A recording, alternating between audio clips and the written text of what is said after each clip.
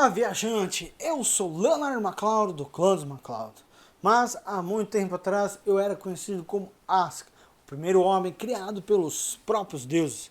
E eu estou aqui para contar a vocês sobre a história de Froya e o colar dos anões. Por isso, Fique um pouco e escute. olá pessoal! Rapidinho, só avisando, como eu falei no último vídeo, eu cortei a história do colar dos Brisings pela metade, tá? E agora nesse vídeo, para quem não viu a primeira parte, no card, eu vou estar deixando no card em algum lugar aqui em cima o link para o vídeo anterior para que vocês possam saber como começou a história.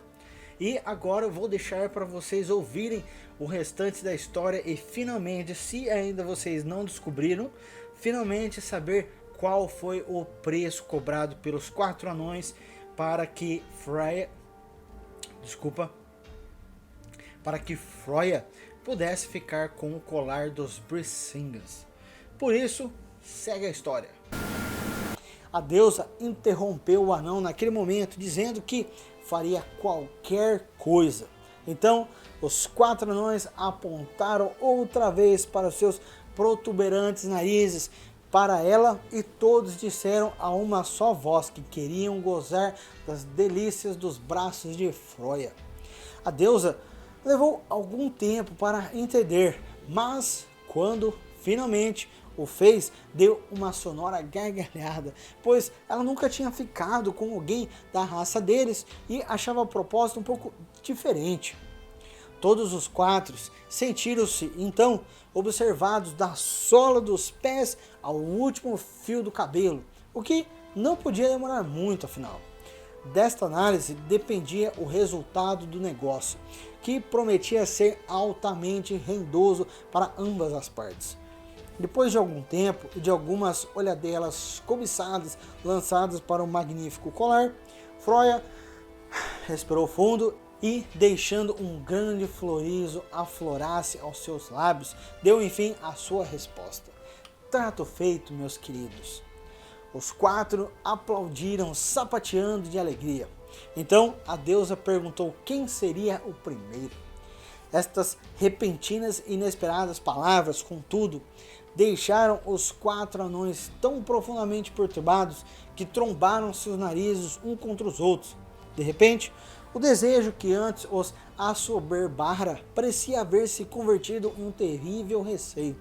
Santo Deus, quem será o primeiro? Pensaram os 4, mergulhados em aflição. O anão 2 imediatamente sugeriu que, pela própria hierarquia numérica, deveria ser, obviamente, o anão 1. Este, entretanto, tornando-se branco como a alma dos coelhos, argumentou que não necessariamente. Podia ser perfeitamente qualquer um deles, o 3 por exemplo, mas o 3 tentou se esquivar e passou a bola para o 4, que teria saído correndo mesmo que tivesse só uma perna, se isto não fosse para si uma tremenda desonra. Então, Froya, percebendo o pudor que se apoderava da alma dos pobres anões, resolveu tirar a sorte. Então, ela pediu para que os 4 fizessem uma roda com ela no meio. Então ela disse para eles começarem a rodar ao redor dela. Os 4 anões começaram a rodar em torno de Froya, que fechara os olhos. Os anões rodavam velozmente, como peões encadeados, a ponta de suas barbas tornarem-se oblíquas. Froya então ergueu a sua mão e a fez descer às cegas. Pronto, é este, disse ela, agarrando com força um dos anões para que não houvesse confusão acerca do resultado. Quebrando o elo da cadeia, os outros 3 saíram rodando pelo chão da caverna, cada qual para um lado como bolas de boliche dotadas em minúsculos braços e pernas. O escolhido fora o anão 3. Seus irmãos ergueram-se a custo do chão, enquanto o 3 tresvariava-se diante de Froya, vendo tudo rodar.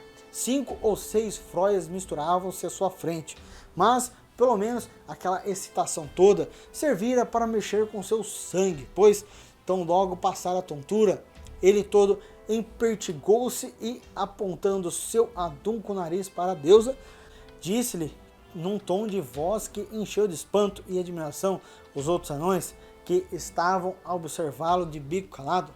Vamos, então? Dando a mão ao minúsculo amante, Froia retirou-se com ele para o quarto dos hóspedes. Os outros três subiram em seus tamboretes e ficaram do alto a balançar nervosamente as suas perninhas. Um silêncio constrangedor pairou em cada milímetro da apertada caverna.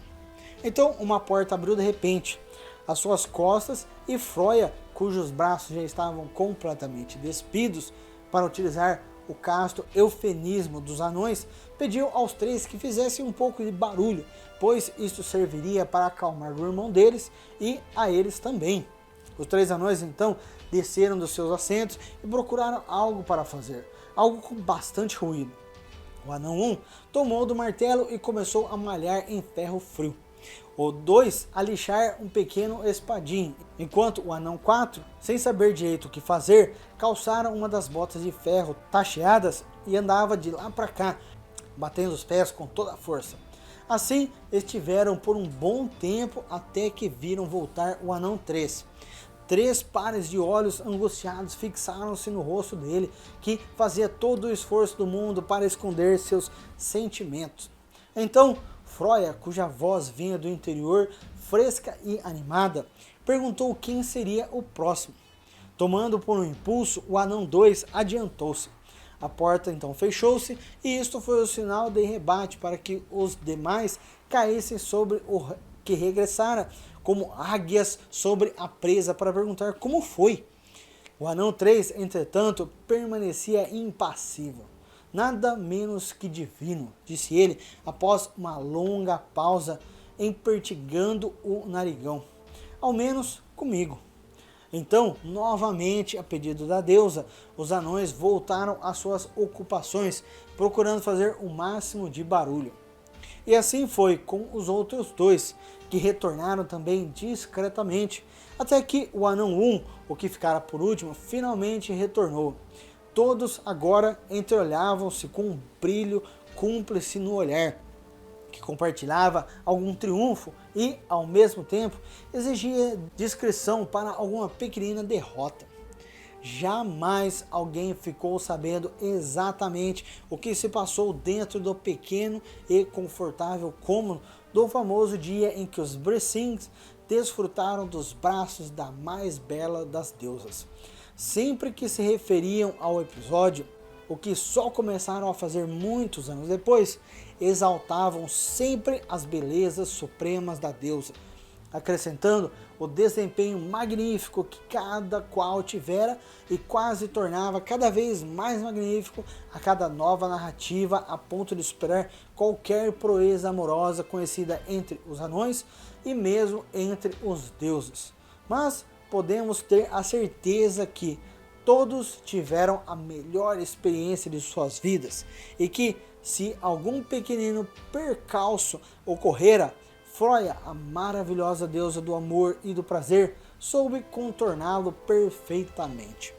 E foi assim que Froia conseguiu apossar-se do Brisingamen, o mais belo colar que os olhos humanos e divinos já viram.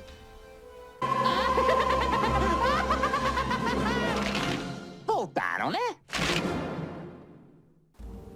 Isso é tudo por hoje, porém existem muitos contos incríveis para contar. Antes de sair, não se esqueça, primeiro, se você não faz parte do clã, tá esperando o quê? Clique no botão inscrever-se para fazer parte do clã. Depois, deixe seu gostei para que o YouTube saiba que estes contos devem alcançar outros. Dessa forma, você pode ajudar a espalhá-los pelos 4 cantos do reino. E em terceiro lugar, marque o ícone do sininho para que você possa ser notificado sobre novos contos para ouvir. E por último, me segue nas minhas redes sociais para que vocês possam saber sobre os projetos que eu estou trabalhando e também saber dos próximos contos que eu vou estar liberando. E por último, mas não último, até o próximo conto, que os antigos deuses possam guiá-lo em seu caminho.